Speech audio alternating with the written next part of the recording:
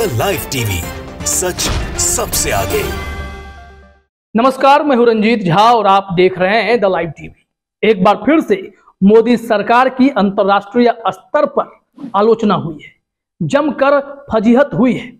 सरकार के अपमानजनक और भेदभावपूर्ण नीतियों के खिलाफ एक रिपोर्ट छापी गई है, वो भी एक अंतर्राष्ट्रीय संगठन के द्वारा। वो संगठन ह्यूमन राइट्स वॉच संगठन है, जो कि इंटरनेशनल है।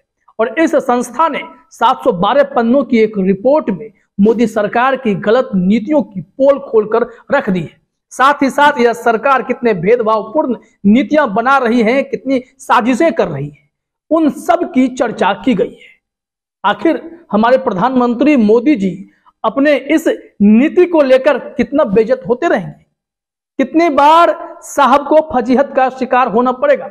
अपने देश में तो इनकी किरकिरी हो ही रही है, अंतर्राष्ट्रीय स्तर पर भी मोदी सरकार के खराब नीतियों को लेकर आलोचना की जा रही है। बीबीसी ने इस मामले में एक डिटेल रिपोर्ट प्रकाशित की है, उस रिपोर्ट के ही हवाले से, जो कि ह्यूमन राइट्स वॉच के द्वारा प्रकाशित की गई है।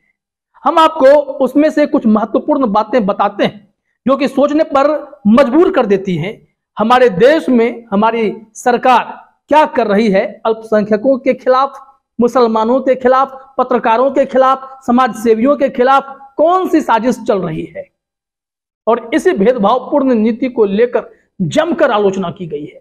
तो अपने स्क्रीन पर पहले बीबीसी का यह ट्वीट देखिए। बीबीसी न्यूज हिंदी ने लिखा है, भारत सरकार ने एक्टिविस्ट समूहों और मीडिया पर हमले तेज कर दिए। अंतरराष्ट्रीय संगठन ह्यूमन राइट्स वॉच ने अपनी वैश्विक रिपोर्ट में इसके अलावा और क्या कुछ कहा है, क्वेश्चन मार्क है, यानी कि खबर अभी बाकी है। अब आप देखते जाइए खबरों में कितनी गंभीर बातें कही गई हैं। ये सरकार बार बार आलोचना की शिकार हो रही है, बावजूद इसके अपने नीति में, अपने रवैये में मोदी सरकार कोई बदलाव नहीं लाना चाहती है। यह पहली बार नहीं है जब मोदी सरकार की ऐसी आलोचना हो रही है। इससे पहले भी यूएन के चीफ ने भारत में आकर ही इस बात को लेकर नसीहत दी थी कि आपको ह्यूमन राइट्स के मामले में थोड़ा सा सुधार करना पड़ेगा, तभी आपको अंतर्राष्ट्रीय स्तर पर सुना जाएगा।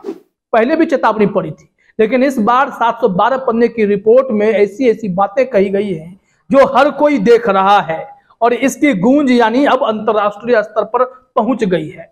तो चलिए रिपोर्ट में देखते हैं बीबीसी ने क्या सब जानकारी दी है। हेडलाइन में ही लिखा हुआ, ह्यूमन राइट्स वॉच ने मानवाधिकार उल्लंघन को लेकर की भारत की कड़ी आलोचना।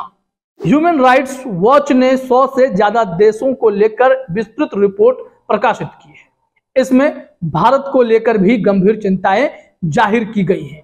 क्या कुछ कहा गया है, अगर बीबीसी की रिपोर्ट को देखें तो इसमें जानकारी है कि 712 पन्नों की इस रिपोर्ट में कहा गया कि हिंदू राष्ट्रवादी भारतीय जनता पार्टी की सरकार ने मुसलमान और अन्य अल्पसंख्यकों को दबाने के लिए अपमानजनक और भेदभावपूर्ण नीतियां अपनाई है। रिपोर्ट कहती है पूरे भारत में एक्टिविस्ट, पत्रकारों और सरकार के अन्य आलोचकों को राजनीतिक कारणों से आपराधिक मामलों में गिरफ्तार किया जा रहा है। इसमें आतंकवाद संबंधी मामले भी हैं।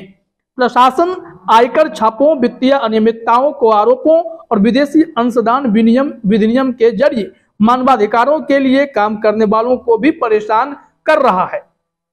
बीजेपी शासित राज्यों में प्रशासन ने मुसलमानों के घर और संपत्तियां तोड़ी हैं, और यह कदम बिना कानूनी वैधता या प्रक्रिया के तहत उठाया गया है। ऐसा विरोध प्रदर्शन या कथित अपराधों की सजा के तौर पर किया गया है।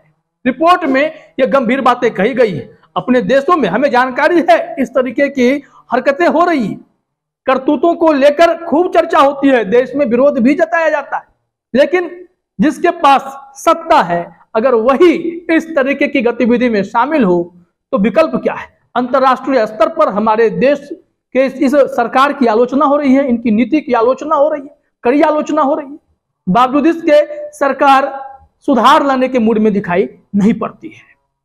ह्यूमन राइट्स वॉच की दक्षिण एशियाई निदेशक मीनाक्षी गांगुली ने भी इस मामले में ट्वीट किया है उनका ट्वीट भी देखते हैं, फिर उन्होंने और क्या कुछ कहा है वो बीबीसी के हवाले से हम बताते हैं। सबसे पहले अपने स्क्रीन पर उनका ट्वीट देखिए।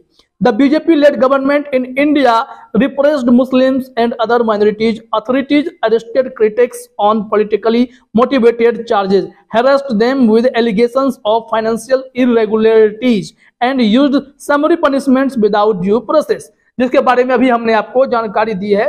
भाजपा शासित सरकारें जो हैं इंडिया में वो मुसलमानों को और अदर माइनॉरिटीज को दबाने की कोशिश कर रही है, और जो सरकार के अन्य आलोचक हैं उनको पॉलिटिकल मोटिव्स के जरिए उन पर कार्रवाई कर रही है, उन्हें गिरफ्तार किया जा रहा है, उन पर छापे दिए जा रहे हैं, परेशान किया जा रहा है। मीनाक्षी गांगुली ने बातें कही हैं, ये ह्यूमन राइट्स वॉच की दक्षिण एशियाई निदेशक है, इस बात को समझना पड़ेगा। उन्होंने और क्या कहा है बीबीसी की रिपोर्ट में देखते हैं। ह्यूमन राइट्स वॉच की दक्षिण एशियाई निदेशक मीनाक्षी गांगुली ने कहा, बीजेपी सरकार का हिंदू बहुसंख्यकवादी विचारधारा को बढ़ावा देने से प्रशासन और उनके समर्थकों धार्मिक अल्पसंख्यकों के खिलाफ हिंसात्मक कार्रवाई कर रहे हैं। अधिकारियों को आलोचकों को जेल भेजने के बजाय उत्पीड़न करने वाले पार्टी के सदस्यों और समर्थकों पर लगाम लगानी चाहिए। और इस तरीके की गंभीर बातें इस रिपोर्ट में कही गई हैं। खुद मीनाक्षी गांगुली जब कह रही हैं तो समझिए ह्यूमन राइट्स वॉच जो अंतर्राष्ट्रीय संगठन है वो मोदी सरकार की जमकर आलोचना कर रहा है। तो साहब कितनी बार फजीहत के शिकार होंगे, कब तक ऐसा चलता रहेगा, क्योंकि ये बहुत ही गंभीर मामला है। लगातार ऐसी घटनाएं हो रही हैं। अल्पसंख्यकों के खिलाफ क्या नहीं इस देश में किया जा रहा है। सबसे पहले उनके धार्मिक आस्थाओं पर चोट किया जाता है, मान्यताओं पर चोट किया जा रहा है। हिजाब पहनने से कर्नाटक में रोका गया। हर एक मस्जिद को अब मंदिर बनाने के लिए कोर्ट का सहारा लिया जा रहा है, जो कि प्लेसेज ऑफ वर्शिप एक्ट का साफ उल्लंघन होता है। इसको दरकिनार कर कोर्ट से एक के बाद एक आदेश जारी करवाकर सर्वे संरक्षण की बात कही जाने लगती है। तो मुसलमानों के खिलाफ साजिश नहीं तो और क्या है।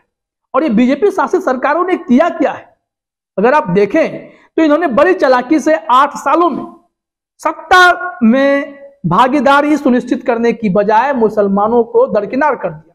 बीजेपी के अंदर आप देखेंगे कि ना कोई सांसद बचा, ना कोई विधायक बचा, ना विधान पार्षद बचा, ना राज्यसभा में कोई सदस्य है जो मुसलमान हो। तो मुसलमानों की भागीदारी तो इन लोगों ने खत्म कर दी।